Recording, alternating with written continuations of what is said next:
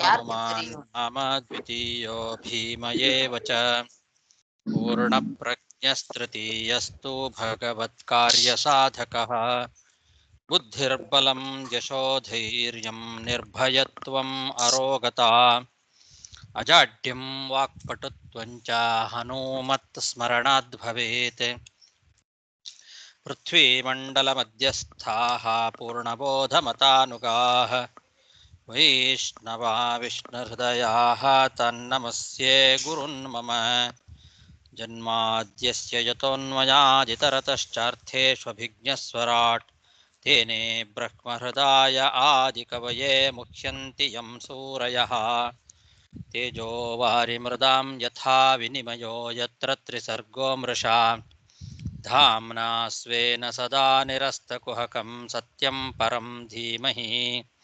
सृष्टिस्थित्यप्येहानियतिदृशितमो बन्धमोक्षाश्च यस्मात् अस्य श्रीब्रह्मरुद्रप्रभृतिसुरनरद्वीषशत्रुत्मकस्य विष्णोर्व्यस्ताः समस्ताः सकलगुणनिधिः सर्वदोषव्यपेतः पूर्णानन्दो व्ययो यो गुरुरपि परमः चिन्तयेतं महान्तम् यं प्रव्रजन्तमनुपेतमपेतकृत्यं द्वैपायनो विरहकातर आजुहाव पुत्रेति तन्मयतया तरवोऽपि नेदुहूतं सर्वभूतहृदयं मुनिमानतोऽस्मि श्रीगुरुभ्यो नमः हरिः ओಂ ಶ್ರೀಮದ್ಭಾಗವತದ ಷಷ್ಠ ಸ್ಕಂಧದ 9ನೇ ಅಧ್ಯಾಯದಲ್ಲಿ ಇವತ್ತು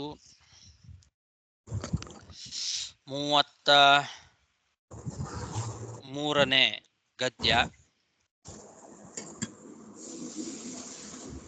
ಅಥ ತತ್ರ ಭಗವಾನ್ ಕಿಂ ದೇವದತ್ತವದಿಹ ಗುಣವಿಸರ್ಗಾಪತಿತಃ ಪಾರತಂತ್ರೇಣ ಸ್ವಕೃತಕುಶಲಾಕುಶಲಫಲಂ ಉಪಾದದಾತಿ ಆಹೋಸ್ವಿತ್ ಆತ್ಮಾರಾಮಃ ಉಪಶಮಶೀಲಃ ಸಮಂಜಸದರ್ಶನಃ ಉದಾಸ್ತ ಇತಿ ಹವಾವ ನ ವಿದಾಮಃ.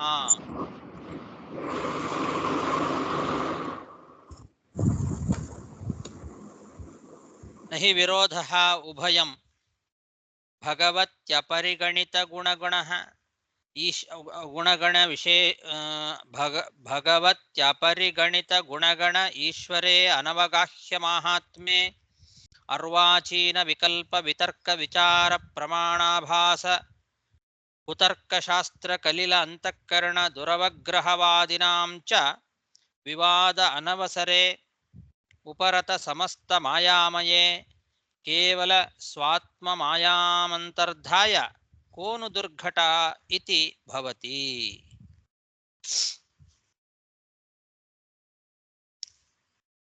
ದೇವತೆಗಳು ಭಗವಂತನ ಸ್ತೋತ್ರವನ್ನ ಮುಂದುವರಿಸ್ತಾ ಇದ್ದಾರೆ, ಭಗವಂತನ ಮಹಿಮೆಗಳನ್ನ ಕೊಂಡಾಡ್ತಾ ಇದ್ದಾರೆ. ಈ ಲೋಕದಲ್ಲಿ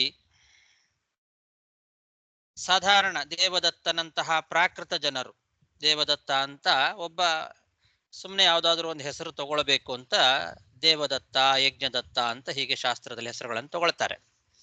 ದೇವದತ್ತ ಯಾರೋ ಒಬ್ಬ, ಅವನಂತಹ ಪ್ರಾಕೃತ ಜನರು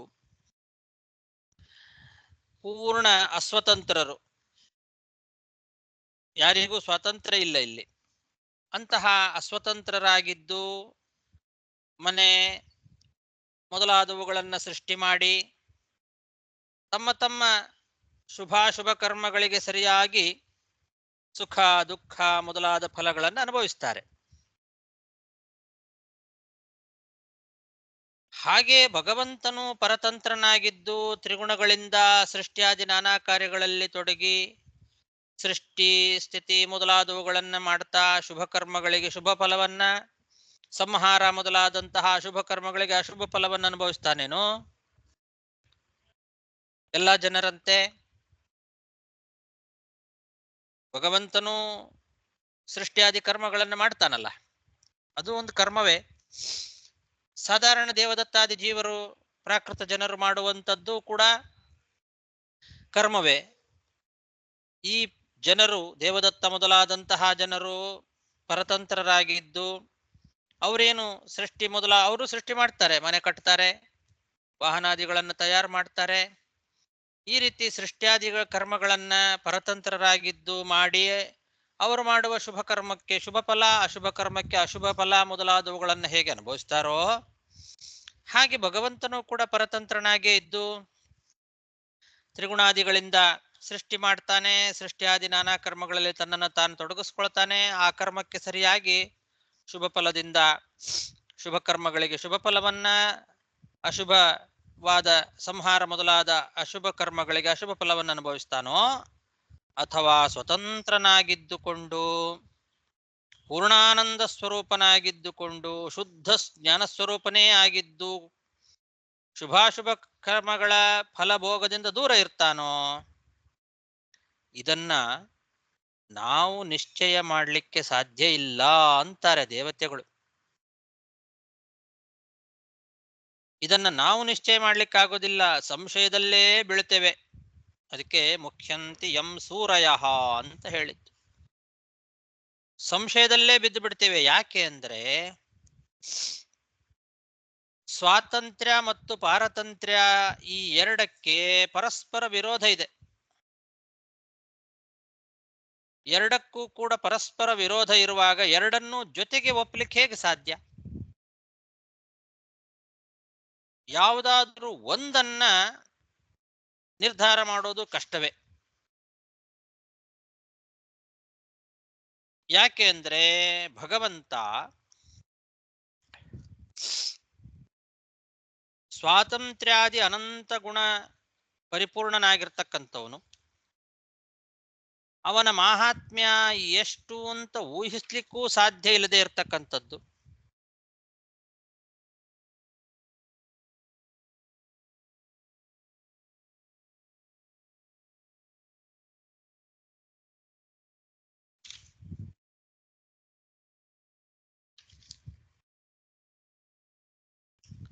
ಹೀಗೂ ಇರಬಹುದು ಅಥವಾ ಹಾಗೂ ಇರಬಹುದು ಅನ್ನೋ ವಿಕಲ್ಪ, ಅಥವಾ ಏನಿರಬಹುದು ಅಂತನ್ನೋ ವಿತರ್ಕ, ಹೀಗೇ ಇರಬೇಕು ಅಂತನ್ನೋದು ವಿಚಾರ. ಇದಕ್ಕೆ ಅರ್ವಾಚೀನ ವಿಕಲ್ಪ ವಿತರ್ಕ ವಿಚಾರ ಪ್ರಮಾಣ ಇವುಗಳಿಗೆ ಬಳಸ್ತಕ್ಕಂತಹ ದುರ್ಬಲ ಪ್ರಮಾಣಗಳು, ಅವುಗಳನ್ನು ಆಶ್ರಯಿಸಿ ಹೊರಡತಕ್ಕಂತಹ ಕುತರ್ಕಗಳು, ಇದು ಯಾವುದೂ ಕೂಡ ವಸ್ತುವಿನ ನಿಜವಾದ ಸ್ವರೂಪವನ್ನು ಗ್ರಹಣ ಮಾಡೋದೇ ಇಲ್ಲ. ಪ್ರಮಾಣಾಭಾಸ ಕುತರ್ಕ ಶಾಸ್ತ್ರ ಕಲಿಲ ಅಂತಃಕರಣ ದುರ್ವಗ್ರಹ ವಾದಿನಾಂಚ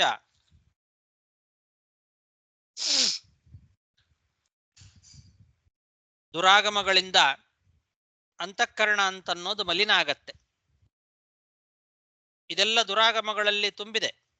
ಈ ರೀತಿಯಾದ ಕುತರ್ಕಗಳು, ದುರ್ಬಲ ಪ್ರಮಾಣಗಳು, ಹೀಗೋ ಹಾಗೋ ಅಂತ ತೀರ್ಮಾನ ಮಾಡಲಿಕ್ಕೆ ಸಾಧ್ಯ ಇಲ್ಲದೆ ಇರತಕ್ಕಂತಹ ವಿಕಲ್ಪ ವಿತರ್ಕ ವಿಚಾರ, ಇದೆಲ್ಲ ದುರಾಗಮಗಳಲ್ಲಿ ತುಂಬಿಬಿಟ್ಟಿದೆ.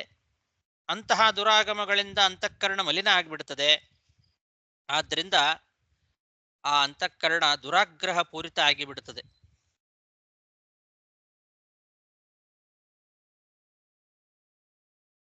ಈ ದುರಾಗ್ರಹ ಪೂರಿತವಾಗಿರೋದ್ರಿಂದ ವಾದ ಮಾಡೋರು ಏನ್ ಮಾಡ್ತಾರೆ ಅಂದ್ರೆ ತಮಗೆ ಅಭೀಷ್ಟವಾದ ವಿಷಯವನ್ನೇ ವಾದ ಮಾಡ್ತಾರೆ.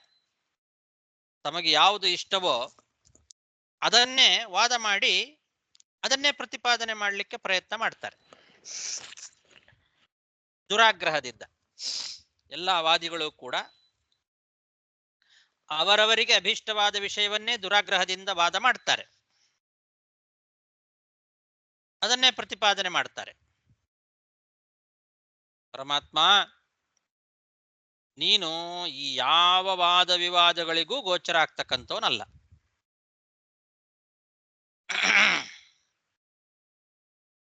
ಉಪರತ ಸಮಸ್ತ ಮಾಯಾಮಯೇ, ನಿನ್ನಲ್ಲಿ ಪ್ರಕೃತಿಯ ಗುಣದ ಪ್ರಭಾವ ಏನಿದೆ ಅದು ದೂರ ನಿರಸ್ತ ಸಮಸ್ತ ಮಾಯಾಮಯನಾಗಿರ್ತಕ್ಕಂಥವನು ನೀನು. ಅದು ನಿನ್ನ ಅದ್ವಿತೀಯವಾದ ಸ್ವರೂಪ ಸಾಮರ್ಥ್ಯದ ಬಲದಿಂದಲೇ. ನೀನು ಈ ಪ್ರಕೃತಿಯ ಗುಣಪ್ರಭಾವವನ್ನ ದೂರ ಮಾಡಿಕೊಂಡಿರ್ತಕ್ಕಂಥವನು.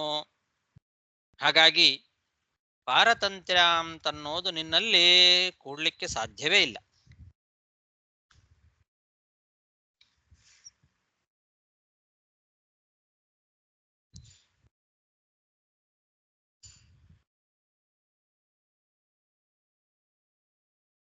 ಹಾಗಾದ್ರೆ ಸ್ವಾತಂತ್ರ್ಯವನ್ನೇ ಒಪ್ಪಿಕೊಳ್ಳೋಣ ಅಂದ್ರೆ ನೀನು ಈಶ್ವರ. ಸ್ವರೂಪದ್ವಯಾಭಾವಾತ್ ಸಮ ವಿಷಮ ಮತೀನಾಂ ಮತಮನುಸರಸಿ ಯಥಾ ರಜ್ಜುಖಂಡಃ ಸರ್ಪಾದಿಧಿಯಾಂ. ಸ್ವಾತಂತ್ರ್ಯವನ್ನ ಒಪ್ಪಿಕೊಳ್ಳೋಣ ಅಂತಂದ್ರೆ ನೀನು ಈಶ್ವರ, ಅಘಟಿತ ಘಟನಾ ಶಕ್ತಿ ನಿನ್ನಲ್ಲಿದೆ. ಅಣುತ್ವ, ಮಹತ್ವ ಮೊದಲಾದಂತಹ ವಿರುದ್ಧ ಗುಣಗಳನ್ನು ಕೂಡ ನಿನ್ನಲ್ಲಿ ಅನಾಯಾಸವಾಗಿ ಕೂಡಿಸ್ಕೊಳ್ಳುವಂತಹ ಅಚಿಂತ್ಯವಾದ ಶಕ್ತಿ ನಿನ್ನಲ್ಲಿದೆ. ವಿರುದ್ಧವಾದಂತಹ ಅಣುತ್ವ ಮಹತ್ವಗಳು ಎಂಬ ಎರಡು ಗುಣಗಳನ್ನ ಹೇಗೆ ನೀನು ನಿನ್ನಲ್ಲಿ ಅನಾಯಾಸವಾಗಿ ಕೂಡಿಸ್ಕೊಳ್ತೀಯೋ ಹಾಗೆ ಸ್ವಾತಂತ್ರ್ಯ ಪಾರತಂತ್ರ ಅಂತನ್ನೋ ವಿರುದ್ಧವಾದ ಎರಡು ಗುಣದೋಷಗಳನ್ನು ಕೂಡ ಅದೇ ಅಚಿಂತ್ಯ ಶಕ್ತಿಯಿಂದ ನಿನ್ನಲ್ಲಿ ನೀನು ಕೂಡಿಸ್ಕೊಳ್ಳಬಲ್ಲೆ ಅಂತ ವಾದ ಮಾಡೋರು ವಾದ ಮಾಡ್ತಾರೆ. ವಾದ ಮಾಡೋರು ಹಾಗೂ ವಾದ ಮಾಡ್ತಾರೆ. ನಿನ್ನಲ್ಲಿ ಸ್ವಾತಂತ್ರ್ಯ ಪಾರತಂತ್ರ್ಯ ಎರಡೂ ಇದೆ.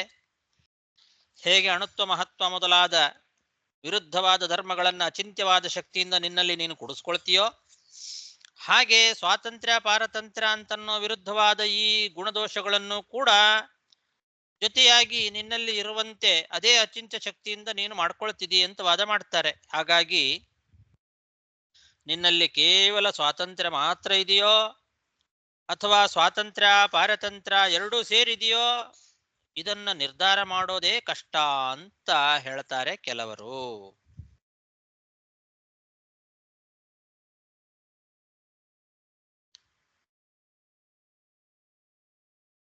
ಈ ರೀತಿ ಕೆಲವರು ಹೇಳತಕ್ಕಂತಹ ಮಾತಿದು.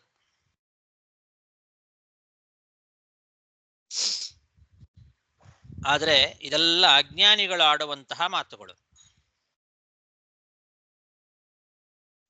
ವಸ್ತುತಃ ವಿಚಾರ ಮಾಡಿದರೆ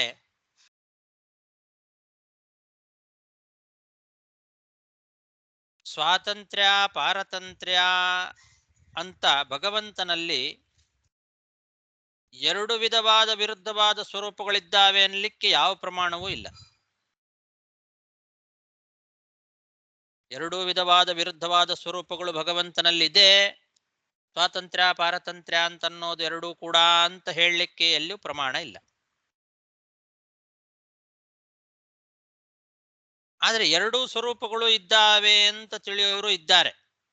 ಆದರೆ ಆ ಒಂದು ಜ್ಞಾನ ಅದು ಭ್ರಮೆ. ನೀನು ಯಥಾರ್ಥ ಜ್ಞಾನಕ್ಕೂ ಗೋಚರನಾಗ್ತಿದಿ, ಅಯಥಾರ್ಥ ಜ್ಞಾನಕ್ಕೂ ಗೋಚರನಾಗ್ತಿದೆ. ಅಂದ್ರೆ ಜ್ಞಾನಿಗಳು ತಮ್ಮ ಯಥಾರ್ಥ ಜ್ಞಾನದಿಂದ ನಿನ್ನನ್ನು ತಿಳ್ಕೊಳ್ತಾರೆ. ಹೀಗೆ ಜ್ಞಾನಿಗಳ ಯಥಾರ್ಥ ಜ್ಞಾನಕ್ಕೂ ಗೋಚರನಾಗ್ತಿದೆ, ಅಜ್ಞಾನಿಗಳ ಈ ಭ್ರಮೆಗೂ ನೀನು ಆಸ್ಪದನಾಗ್ತಿದೆ. ಇದು ನಿನ್ನೆ ಅಚಿಂತ್ಯವಾದ ಶಕ್ತಿ. ಒಂದೇ ವಸ್ತು ಎರಡು ರೀತಿಯಲ್ಲಿ ಕಾಣಬಹುದು. ಈಗ ಹಗ್ಗದ ಒಂದು ಚೂರಿದೆ. ಆ ಹಗ್ಗದ ಚೂರನ್ನ ನೋಡಿದಾಗ ಅಜ್ಞಾನಿಗಳಿಗೆ ಅದು ಹಾವಾಗಿ ಕಾಣಿಸ್ತದೆ. ಆದ್ರೆ ಅದೇ ಹಗ್ಗದ ಚೂರು ಜ್ಞಾನಿಗಳಿಗೆ ಹಗ್ಗದ ಚೂರಾಗೆ ಕಾಣಿಸ್ತದೆ. ಅದೇ ರೀತಿ ನೀನು ಜ್ಞಾನಿಗಳಿಗೆ ನಿಜ ಸ್ವರೂಪದಿಂದಲೇ ಕಾಣಿಸ್ಕೊಳ್ತಿದಿ, ಅಜ್ಞಾನಿಗಳಿಗೆ ನೀನು ಭ್ರಮೆಗೆ ಆಸ್ಪದನಾಗ್ತಿದಿ. ಸಮ ವಿಷಮ ಮತೀನಾಂ ಮತಮನುಸರಿಸಿ ಯಥಾ ರಜ್ಜುಖಂಡ ಸರ್ಪಾದಿ ಧಿಯಾಮ್ ಅಂತ.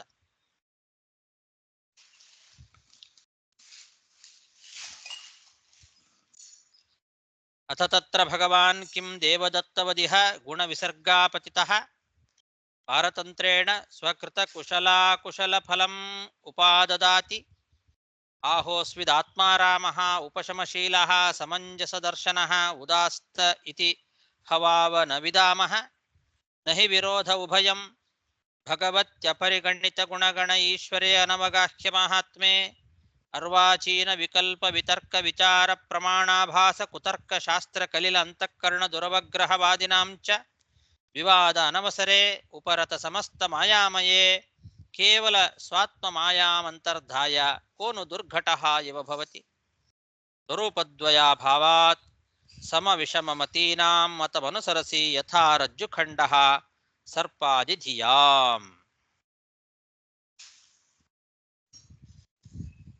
ಸಾಕು, ನಾನು ಇವತ್ತು ಸ್ವಲ್ಪ ಹೊರಗಡೆ ಹೋಗಬೇಕಾಗಿದೆ. ಪಾಠ ಬಿಡಬಾರ್ದು, ಬಿದಿಗೆ ಸ್ವಲ್ಪ ಆದ್ರೂ ಮಾಡೋಣ ಅಂತ ಮಾಡಿದ್ದೇನೆ. ಮತ್ತೆ ನಾಳೆ ದಿವಸ ನೋಡೋಣ. ಶ್ರೀಕೃಷ್ಣಾರ್ಪಣಮಸ್ತು. ನಮಸ್ಕಾರ. ನಮಸ್ಕಾರಗಳು.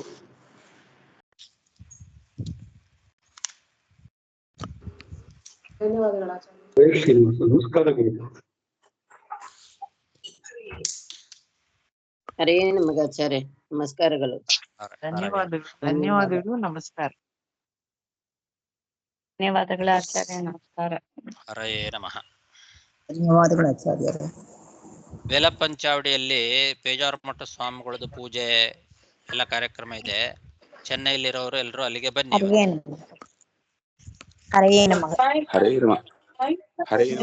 ಇವತ್ತೆಲ್ಲ ಇವತ್ತು ತಾನೇ ಆಚಾರ್ಯ? ಹೌದು ಹೌದು, ಇವತ್ತೇ ಅಲ್ಲಿಗೆ ಹೋಗ್ತಾ ಇದ್ದೇನೆ. ಪೂಜೆ ಎಲ್ಲ ನಡೀತಾ ಇದೆ. ಚೆನ್ನೈಲಿರೋರೆಲ್ಲ ಅಲ್ಲಿಗೆ ಬಂದ್ಬಿಡ್ರಿ. ನೋಡ್ತೀನಿ ಆಚಾರ್ಯ. ಹರೇ ನಮಃ ಆಚಾರ್ಯ.